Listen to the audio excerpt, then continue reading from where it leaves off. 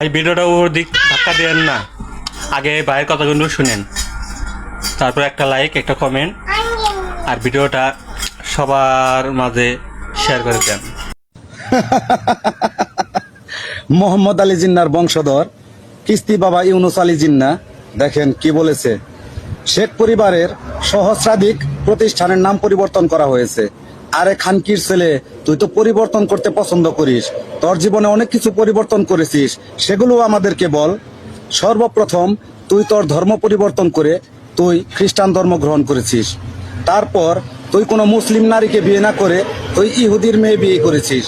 তারপর তোর মেয়েকে কোনো মুসলিম ছেলের কাছে বিয়ে না দিয়ে তুই একটা খ্রিস্টান ছেলের কাছে বিয়ে দিয়েছিস। তারপর তুই হারাম সুদের ব্যবসাকে পরিবর্তন করে বাংলার ঘরে ঘরে সুদের ব্যবসাকে হালাল করেছিস। তারপর এই মেটিকুলাসলি ডিজাইন করে উন্নয়নশীল দেশে একটা মানবতার মাকে তুই স্বৈরাচার উপাধি দিয়েছিস।